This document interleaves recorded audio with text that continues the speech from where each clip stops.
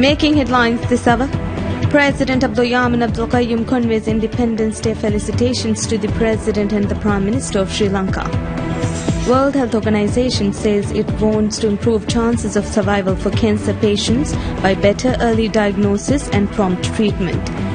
And Turkish military hits 59 IS targets and kills 51 militants in northern Syria.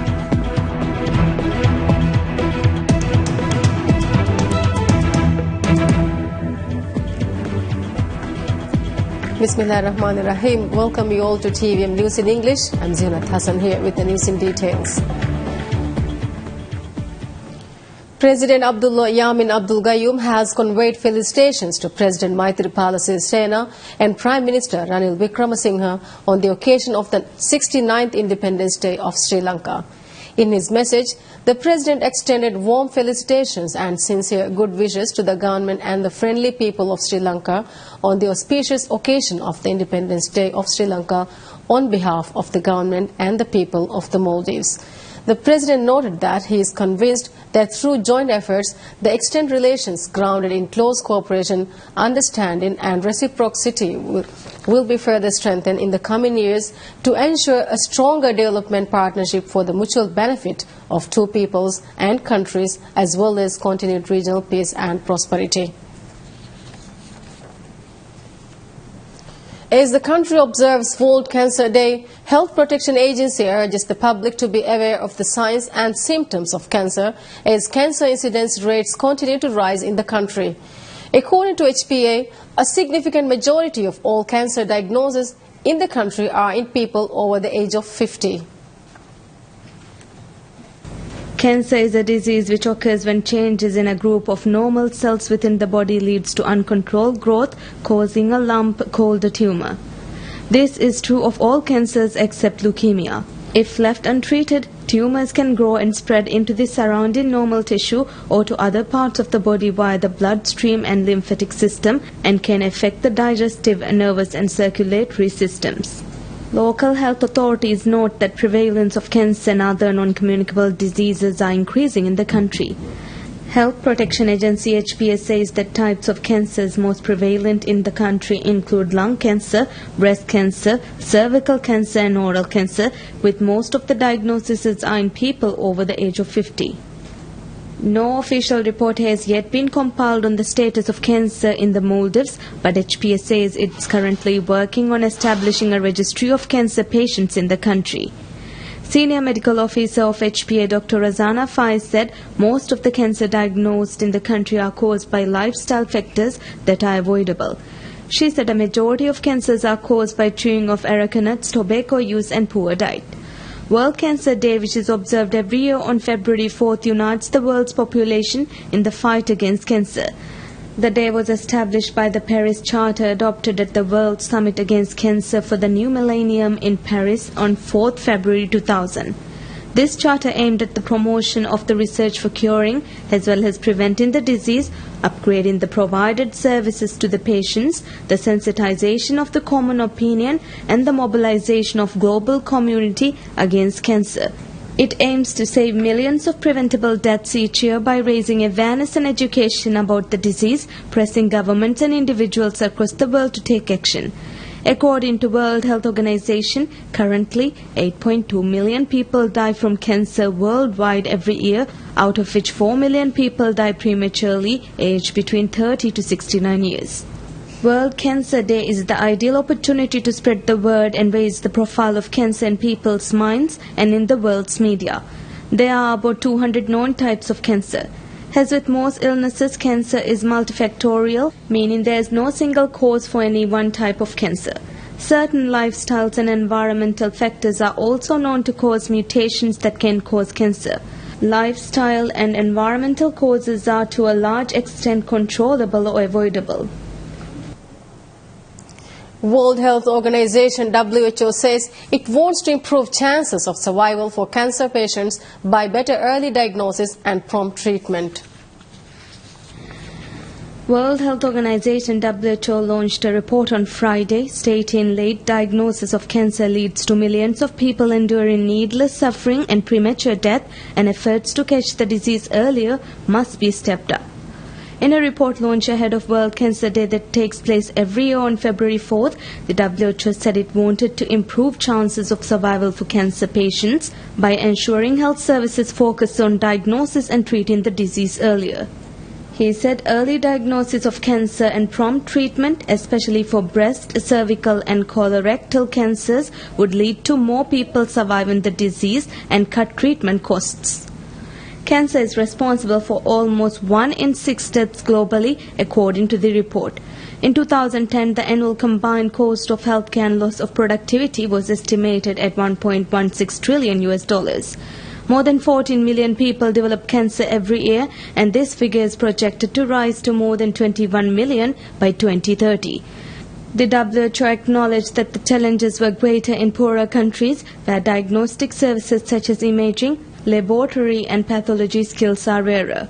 The health agency urged such countries to prioritize basic, high-impact and low-cost cancer diagnosis and treatment services, adding that it was important to reduce the number of cases where patients have to pay for care out of their own pockets, which stops many from seeking help. First Lady Fatmat Ibrahim meets with persons with disabilities and their families in Holudu Island of Noon Atoll. Upon her arrival in the island, she was welcomed by members of Holudu Island Council, government officials and residents. The First Lady's meeting was aimed at identifying challenges faced by disabled persons in the island and ways to improve services provided to them. At the meeting, she pledged to work towards improving the quality of life for people with disabilities. The First Lady also met with women, members of the Island Council and representatives of NGOs during her visit to Holudu. During her visit to Noon Atoll, she also visited Manadu and met with residents and officials.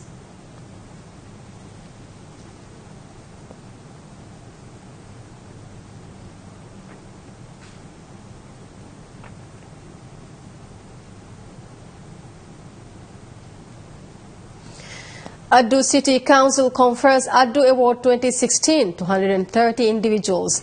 This is the first time Addu City Council has conferred such an award.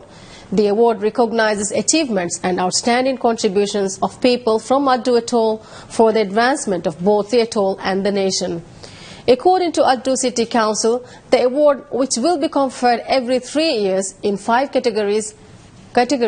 Speaking at the ceremony, chief guest of the event, President of the Anti-Corruption Commission Hassan Lutfi said that the Addu city has produced numerous intellectuals and talented individuals who have made the city and country proud through their various achievements and services.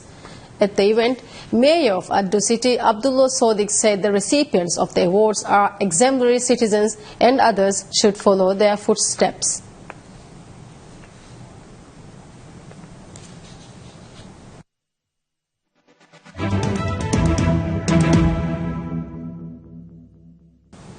Mexico and Turkey signed a bilateral trade agreement to speed up talks for a trade deal between the major developing nations. Mexican Foreign Minister said on Friday that Mexico and Turkey will speed up negotiations to sign a bilateral trade agreement. He made the announcement at an event held in Mexico City with his Turkish counterpart. Turkish Foreign Minister said they discussed mainly bilateral issues and economic cooperation, and both countries are determined to intensify the free trade agreement talks and to get results and to finalize to sign in the future. He added that they were also looking into the possibility of direct flights between the two countries.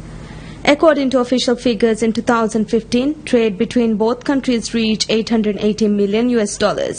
Mexican Foreign Ministry conceded there is room for Mexico to strengthen ties with its allies beyond the Americas.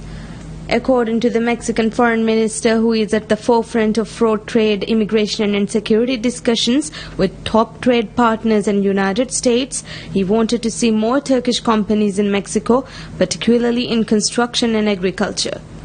U.S. President Donald Trump has stated on several occasions that the NAFTA, which is over 20 years old, has caused job losses in the United States and has accused Mexico of taking advantage of the agreement.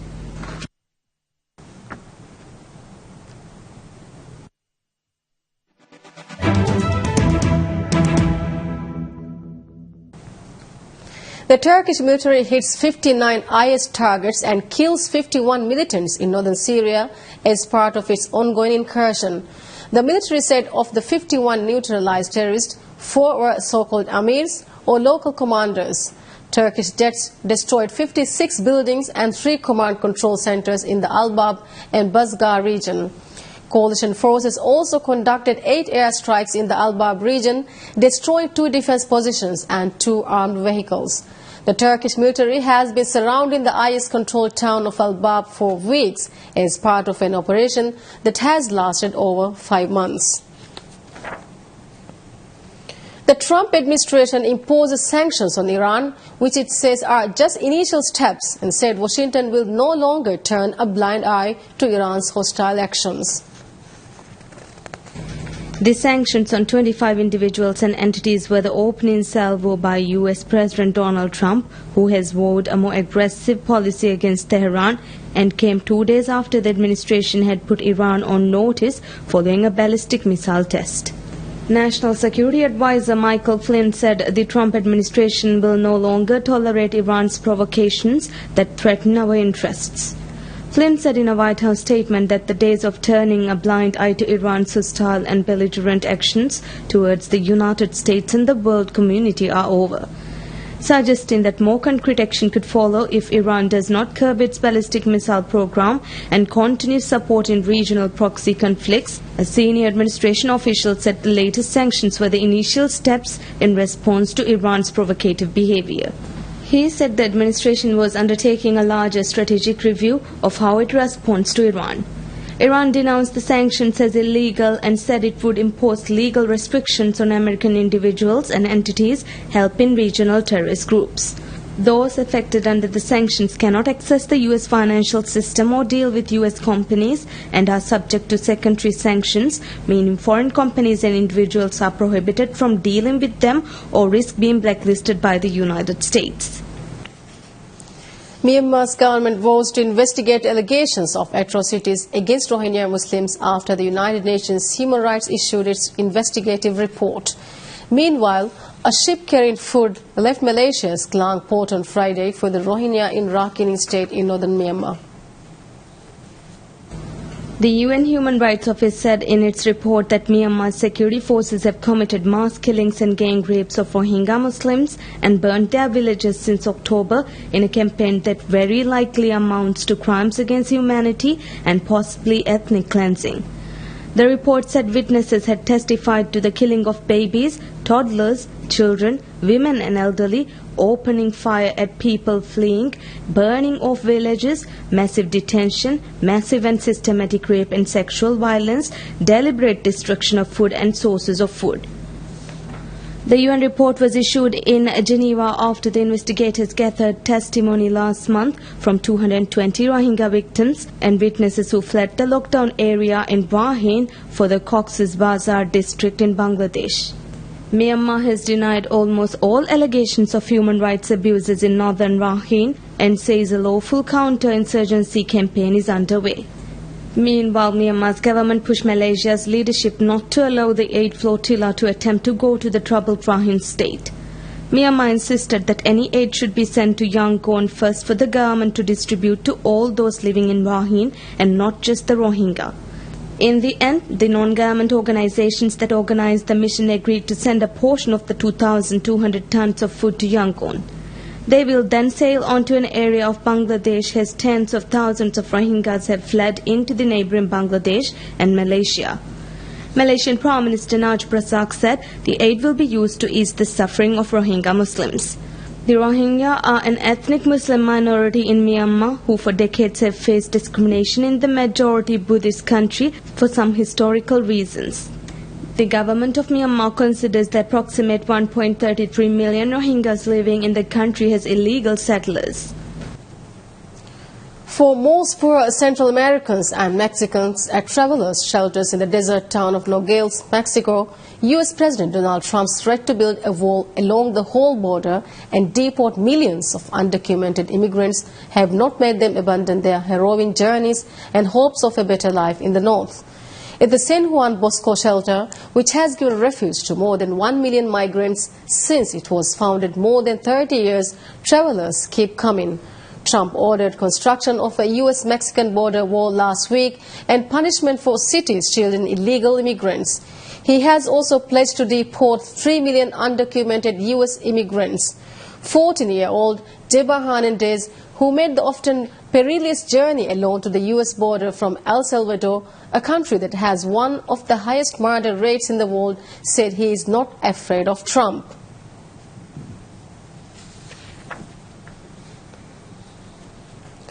A protest is held on the Greek island of Lesbos after 3 die in the migrant camp as Amnesty International raises the alarm, saying the conditions are extremely concerning.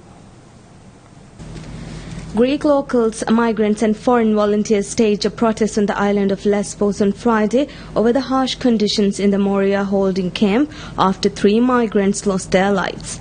The protesters marched in the streets with banners reading, "The EU and the government are murdering refugees, shut down Moria now," and chanting freedom. 3 migrants from Pakistan, Egypt and Syria in just over a week have been found dead in Moria camp, raising the alarm about the grim winter conditions. Authorities have not yet revealed the causes of the deaths, but it is believed they died of carbon monoxide poisoning from makeshift heaters. At least 3,000 refugees and migrants are living in Moria as they wait for months for word on whether they will be granted asylum or deported. International organizations have condemned the conditions, citing a lack of heating, food and clothing.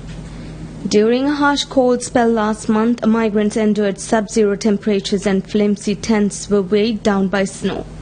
Amnesty International, on a 2-week fact-finding mission in Greek migrants' camp, said on Friday conditions at the Moria holding center, but also at other migrant centers on Greece's islands, were of extreme concern. Human Rights Watch said in a statement they were told by migrants of at least 2 attempted suicides on Lesbos, although they could not independently confirm the information. Voters queue up outside polling booths in Indian states of Punjab and Goa amid tight security to exercise their franchise to elect provincial governments. Policemen and armed security personnel have been deployed at every polling booth across 117 constituencies in northern Punjab province, where polling is being held to prevent any untoward incident. Voters who will decide the fate of 1,145 candidates flash their inked fingers as they step out of the polling booths. According to a 2013 government report, about 70% of the state's young men are addicted to drug or alcohol, and 1 in 10 female student has taken drugs. Once confined to India's wealthy, substance abuse now straddles all socio-economic groups and ranges from addiction to heroin and cannabis to methamphetamine and codeine-based cough syrup. Unemployment also tops voters' concerns, and young people are less and less willing to work in their parents' fields in the state known as India's breadbasket. Punjab's official unemployment rate in 2015 to 16 at 6% was above the national average of 5%, according to the Labour Bureau, although economists say the figures do not reflect the true picture. Levels of underemployment are higher. Only 17% of Punjab's population earns a regular wage. Punjab will see a 3-way contest between Congress, Aam Aadmi Party and the incumbent Shiromani Akali Dal Party that rules Punjab alongside Prime Minister Narendra Modi's Bharatiya Janata Party. The polling in the 2 provinces is the first round of a series of assembly elections that will see 5 states elect new government over the next 5 weeks. Results of all the elections will be announced on March 11th. Researchers from the US and India have traced a mystery illness that killed more than 100 Indian children in eastern Bihar province annually to lychee, a tropical fruit.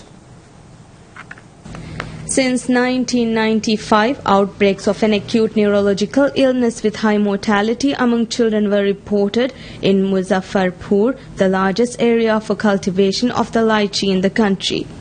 The recurring outbreaks begin each year in mid-May and peak in June, coinciding with the lychee harvesting season. 3 years ago, 122 patients out of 390 exhibiting the illness died, but doctors were unable to ascertain the reason for the epidemic. Children from poor socio-economic backgrounds of rural villages comprise most of those affected. A report published in the Lancet Global Health Medical Journal on January 31st claimed to have discovered the reason responsible for the deaths: lychee eaten on an empty stomach. Researchers examined and compared children who had developed the mysterious illness and children who had not between May and July 2014. According to the report, the blood samples showed no sign of infections or exposure to chemicals and insecticides, but the children who had fallen sick had consumed lychee recently. The report said lychee consumption and absence of an evening meal in the 24 hours preceding illness onset were associated with illness. The absence of an evening meal also raised the effect of eating lychee on illness. However, director at National Research Center for Lychee termed the report as misleading, which could affect the livelihood of lychee farmers. Based on the results of the collaborative investigation, public health recommendations targeted at preventing illness and reducing mortality were provided to state and national health authorities. According to the Food and Agricultural Organization, India and China account for 91% of the world lychee production. In India, 428,900 metric tons of lychee is produced annually from 56,200 hectares, with 74% of production recorded in Bihar.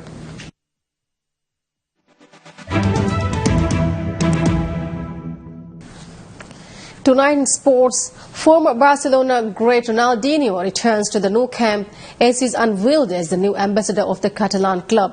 Ronaldinho, who played at Barcelona for 5 years from 2003, celebrated the contribution of his Brazilian compatriot Neymar and encouraged players to keep fighting for the titles this season. The Catalan Giants, who host Athletic Bilbao on Saturday, fell 2 points further adrift of Real Madrid last weekend after a 1-1 draw at Real Betis. Barca and Paris Saint-Germain will meet on February 14th at Parc des Princes Stadium to play the first leg of the Champions League last 16 tie. Australia became the first team into the Davis Cup quarter-finals when they took an unassailable 3-0 lead over the Czech Republic. Debutant Jordan Thompson and Nick Kyrgios had given the 28 times champions a 2-0 lead with singles victories at Kooyong on Friday, and Sam Groth and John Pearce defeated Young Shatral and Jiri Wesley 6-3, 6-2, 6-2 in the doubles to seal the win. They look set to face the United States in the next round after Jack Stock and John Einer put the Americans 2-0 up over Switzerland in their tie on Friday.